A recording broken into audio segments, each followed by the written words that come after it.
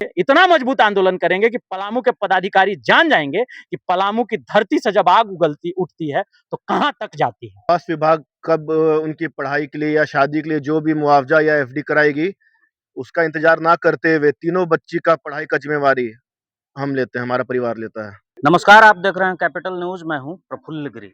इस वक्त हम समाहरणालय में हैं और जिस तरीके से पूरे पलामू में जो सबसे चर्चा का जो खबर बना हुआ है कि किस तरीके से एक प्रसूता की मौत हो जाती है अस्पताल में डिलीवरी के दौरान, और इस पूरे मामले पर भाजपा की ओर से सवाल उठाया गया था और कई ऐसे युवा, जो यहाँ के युवा पीढ़ी के लोग हैं, वो अब बिल्कुल क्रांति के मूड में हैं और इस मामले को पीछे नहीं छोड़ रहे हैं।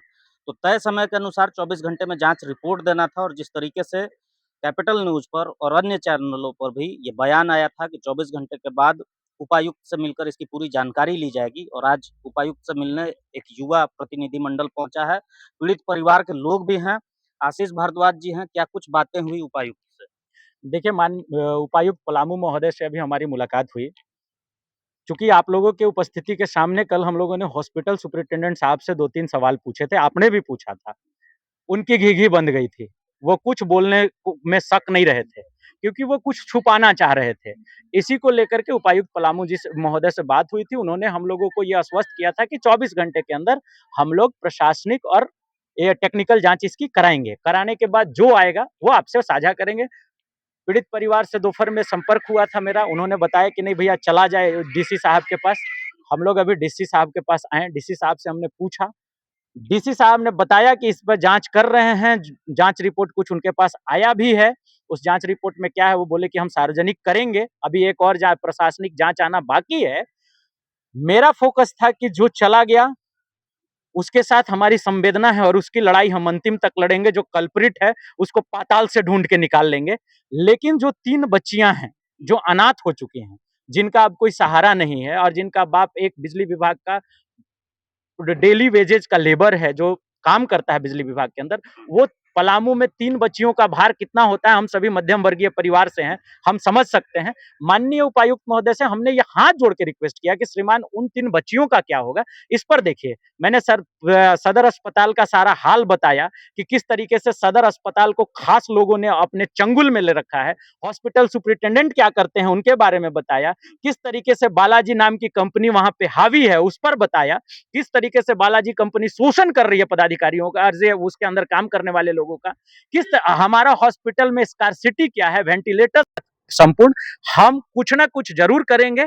और इन्होंने एक आश्वासन दिया है कि जो कल्प्रिट है उसको दंडित किया जाएगा और मैं ये मेक श्योर करूंगा कि दोबारा सदर अस्पताल में इस तरह की घटना का पुनरावृत्ति न हो। हम लोग आश्वस्त हैं। एक युवा पदाधिकारी हमारे पलामू में आया है, के कार्यप्रणाली से डे 1 से हम लोग प्रभावित हैं। देखते हैं आगे क्या होता है। अगर इसका समाधान नहीं निकला और सदर अस्पताल का हाल यही रहा तो मजबूरन, क्योंकि हम अपने लोगों को मरने नहीं दे सकते हैं सर, पदाधिकारी आएंगे, पदाधिकारी चले जाएंगे, हमें यहीं रहना है। इसी मिट्टी में पले हैं, इसी मिट्टी में बड़े हैं, इसी मिट्टी में खपेंगे, अपने लोगों के लिए संघर्ष करेंगे। अगर सदर अस्पताल का महीने भर के अंदर कायाकल्प नहीं होता है तो इतना मजबूत आंदोलन करेंगे, इतना मजबूत आंदोलन करेंगे कि पलामू के पदाधिकारी जान जाएंगे कि पलामू की धरती से जब आग उगलती उठती है तो कहां तक जाती है। लायंस क्लब के अध्यक्ष गुरबीर सिंह जी भी हैं और चूंकि आपके वो पड़ोसी भी हैं और आपके भाई साहब शुरू से जो वार्ड पार्षद हैं स्थानीय, उन्होंने भी उपायुक्त से जांच की मांग की थी और आज आप लोग उपायुक्त से मिलने भी आए। कितना संतुष्ट हैं और किस दिशा में चाह रहे हैं कि जांच हो? देखिए, जैसे अभी इनके पास जो जांच रिपोर्ट आई है डीसी सर के पास, तो उससे अब एक और प्रशासनिक जांच रिपोर्ट भी आनी है, तो उसको आने दिया जाए, उसके बाद ही प्रॉपर हम लोग इसको वो कह रहे हैं साझा करेंगे। और सेकेंडली है कि हम लोग का मेन कंसर्न है कि अब जो चला गया वो तो चला गया। अब हम लोग 2 मुद्दे में बात कर सकते हैं। एक तो व्यवस्था सुधारने में सदर हॉस्पिटल की, कि जो कमियां हैं सदर हॉस्पिटल में उसको सुधारा जाए, और जो 3 बच्चियां हैं उनकी पढ़ाई से लेके शादी तक का जिम्मा स्वास्थ्य विभाग, चाहे अपना डीसी सर के माध्यम से या कहीं से भी जो भी डिपार्टमेंट उसके लिए है, उसको मदद की राशि दी जाए या एफडी करा के छोड़ दिया जाए कि वो 18 साल तक की उसकी पढ़ाई की जिम्मा हो और उसका वो जो हो। जिम्मेदार लोग हैं वो इसकी भरपाई करें। जिन्होंने बचपन को छीना है, माँ का आँचल छीना है, वो इसकी भरपाई करें, यही माँग है आपकी? ये तो है भरपाई करें, और अगर नहीं कर पाते हैं भरपाई, अगर नहीं करते हैं तो उसके लिए फिर हम लोग अपनी तरफ से जितना बन सके करेंगे 3 बच्चियों के लिए, जो बिन माँ की बच्ची हैं, और उनका जो फादर है वो बिजली विभाग में कर्मचारी है, तो वो रात को भी ड्यूटी हो सकता है, उसका दिन में भी ड्यूटी हो सकता है, तो बच्ची किसके पास रहेगी? 3 बच्चियों को परसों कल रात की खबर है कि छोटी बच्ची बहुत रो रही थी माँ करके। तो ये तो हम लोग देख रहे हैं, बगल में है, सामने सब कुछ दिख रहा है। इसलिए हम लोग यही चाहते हैं कि उसको उचित व्यवस्था हो सदर अस्पताल की, और बच्चियों को उसका कुछ परिवार मिले। के लोग भी हैं, आप लोग उपायुक्त से मिले, कल जी। सुपरिटेंडेंट से भी मिलने गए थे। क्या फ़र्क लगा सुपरिटेंडेंट से मिलने में, जो हॉस्पिटल के सर्वे-सर्वा हैं, और उपायुक्त से मिलने में? सुपरिटेंडेंट से मिलने में तो हम लोग को कुछ अच्छा नहीं लगा, लेकिन अभी उपायुक्त महोदय से मिले, तो इनसे बात करके हमें लगा कि ये कुछ हमारे लिए करेंगे, और कहने का मतलब है कि हम लोग मिले, सर ने आश्वासन दिया है कि जो जाँच का रिपोर्ट आया है, एक रिपोर्ट आना बाकी है। लेकिन हमने बोला कि वही 3 बच्ची है सर, तो वो भी बोले कि जो इसमें हो सकता है सरकार की तरफ से हम लोग करेंगे, लेकिन जब तक प्रशासनिक रिपोर्ट नहीं आ जाता उस पे कदम नहीं लेंगे, लेकिन कार्रवाई ज़रूर करेंगे। हम लोग यही उपायुक्त महोदय से माँग करते हैं कि सर, कम से कम 3 बच्ची का जो भी सरकार की तरफ से सहायता हो, ताकि उनका कम से कम पढ़ाई-लिखाई, शादी-विवाह, क्योंकि देख लीजिए 3 बच्ची हैं और छोटी-छोटी, 1.5 साल, एक 3-4 साल की है, एक 5-6 साल की है। अब उनका पढ़ाई-लिखाई, ये बिजली ऑफिस विभाग में काम करता है, रात-दिन इसका ड्यूटी है, दिहाड़ी पर काम करता है। 500-600 रुपया पर डे पे मिलता है, पॉल-वूल पे अपना काम करता है।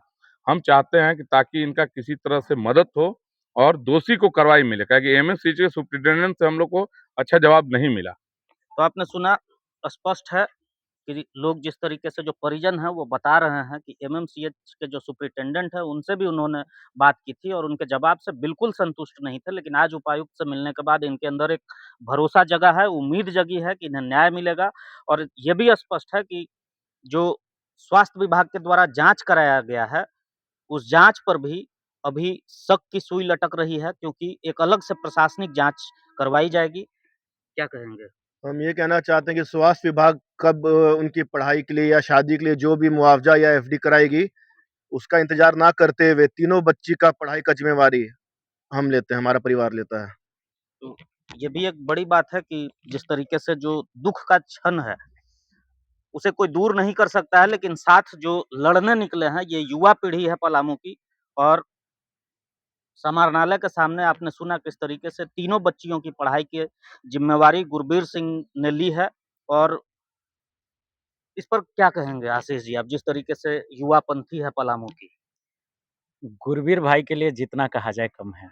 ये पहली बार नहीं है, गुरवीर सिंह हमेशा आगे बढ़ के काम करते हैं समाज के लिए, सोसाइटी के लिए। इनके परिवार ने पलामू में मुझे जो जानकारी है और मैंने जो देखा है, मैं बहुत करीब हूँ इनके परिवार से और इनके पिताजी से। मैंने देखा है कि लगभग 2 ढाई सौ बच्चे को हर साल ये मुफ़्त में पढ़ाते हैं, अपने रिसोर्सेज़ का इस्तेमाल करके, तो ये बहुत बड़ा काम है सर।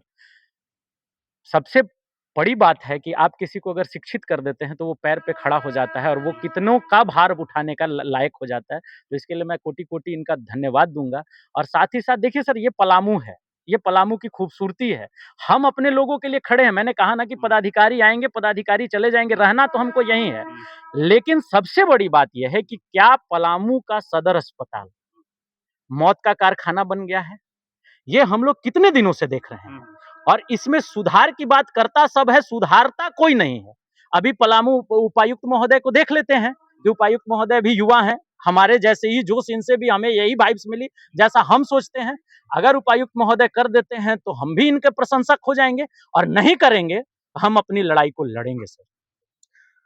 तो बिल्कुल आपने सुना, और लगातार हम इस पर नज़र भी बनाए रखेंगे। और जिस तरीके से आपने देखा कि कुछ ही लोग हैं, लेकिन जो हैं उनमें जो जोश है, जो परिवार के प्रति समर्पण है, जो उत्साह है, उसके लिए कोई शब्द नहीं है। क्योंकि 3 बच्चियों का भार जिस तरीके से बातों-बातों में इन्होंने उठाया है, तो वो ये इनके संकल्प को दिखाता है कि प्रशासन पर लोग आश्रित नहीं हैं। हाँ, प्रशासन पर निष्पक्ष कार्रवाई के लिए, निष्पक्ष जाँच के लिए आश्रित हैं। और ये कब तक होता है, इसका इंतज़ार इन सबों को भी है और हमें भी है। और मुझे लगता है कि पूरे ज़िले को है कि किस तरीके से कब निष्पक्ष जांच होती है और किन लोगों की लापरवाही से ये मौत हुई है या क्या कुछ कारण है, ये सामने आता है।